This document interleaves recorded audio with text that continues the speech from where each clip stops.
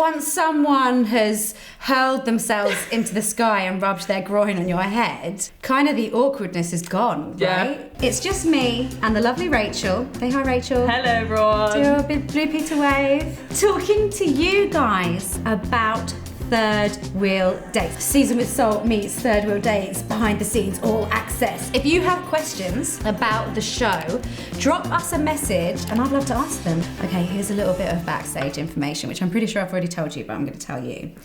I'm not going to say who, but one of the blokes got on really well with his date, but wasn't expecting to. Yeah. And thought like, okay, legitimately, I want to go on a second date with her. Yeah. I didn't think that was going to happen. He had come on having calculated that it would be a very efficient way to meet women.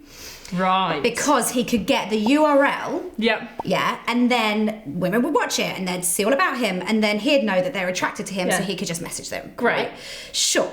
Is it great? It's an interesting approach, okay? And then he realised, okay, it'd be pretty inauthentic to say no. So to say URL when I want an IRL. Yeah. So up in the green room after the date, before we filmed the decision, he tried to get her away from the Salt team. So he could say to her, can we agree we'll both go URL? Saving face. Yeah, so that we can get the links, so that we can get people applying to date us, but we'll still go on a date and see if we get on. Yeah. And she said no. If you want to go on a date with me, you'll go IRL. Yeah. And I can't say what happened because it'll narrow it down. Some people may not know this, but this is actually Lauren's house. What? 1 minute.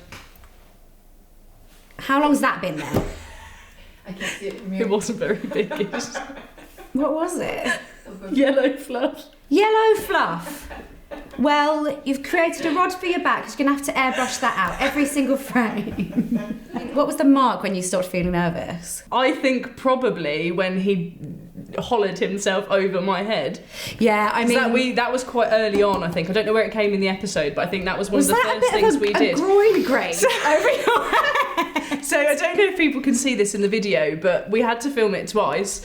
And the first time, he clipped my head with his leg, and I had a red mark here. Oh, no. Because you were like, oh no, it's fine, coming back up. But on this side, and I was sat there, so I had a red mark on my face towards camera. I don't know if you can see it on the camera. I think that's the kind of thing only you would notice, because I definitely didn't. But I'm going to watch it back now and see if I can see the red mark. But I remember thinking, oh my goodness. And it was at that point, I was like, right, okay, I've had this bloke on my back and he's hollered himself, he's knocked me with his leg, like, I think we're okay now. Like, you can't go... Once someone has hurled themselves into the sky and rubbed their groin on your head, kind of the awkwardness is gone, right? Yeah, fully. Totally. Yeah.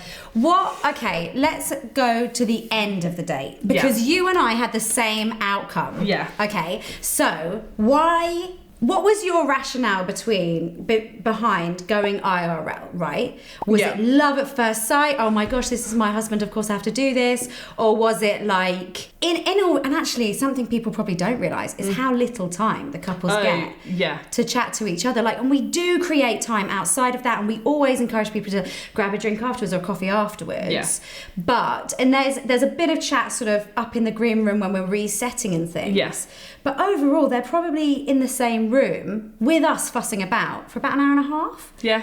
And that's not solid conversation. No, it's not. You know, so I think for me, I'm always, pleased when the posture is give this more time, because it's not that much time, And so what were you thinking? I have a rule, actually, that if I go on a first date with someone and we're not, like, it's not like we were friends and been on a date. Like, if this is getting to know somebody stage, and we've been on a first date, if there isn't any immediate, like, red flag dangerous. Yeah, like, you know what, this just isn't going anywhere. Then I will always go on a second, because the first one's awkward. Everyone's always nervous. Second date's always better than the first date. It takes time for people's walls to come down, I think. Yeah. Especially if you don't really know each other before. Yeah.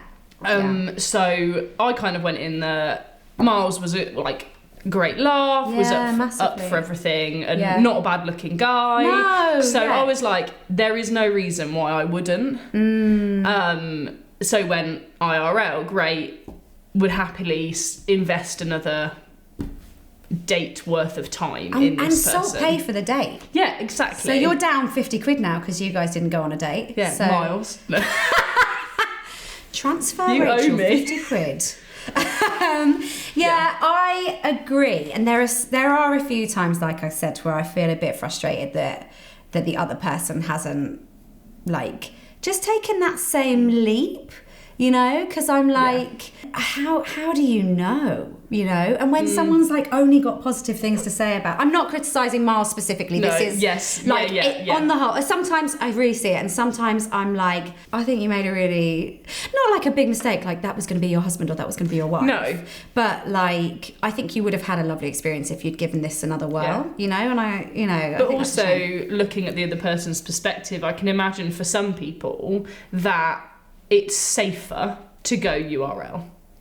If you're not sure how the other person's feeling and the vulnerability of going, you don't want to be the one who says yes when the other one says no. Yeah. Okay. Yeah. And I mean, I hope it's not that. Yeah. I totally get that though. But it can be.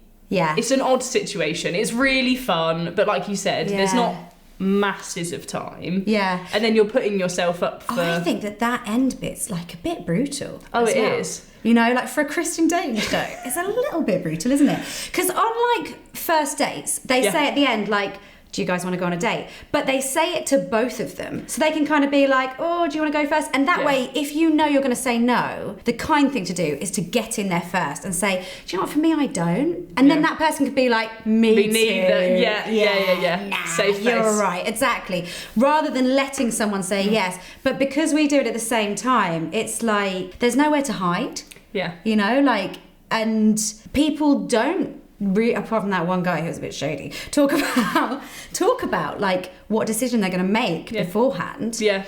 So actually, it's a leap of vulnerability. Yeah, it is. And stuff like that, and it's a lot. It's a lot. Your reaction, I think, was fantastic, actually, because you didn't hide the intensity of that emotion, but also it was like, realistically, the world's not ended. Yeah, it's a bit of a gut punch of like, I'm ended gutted that day.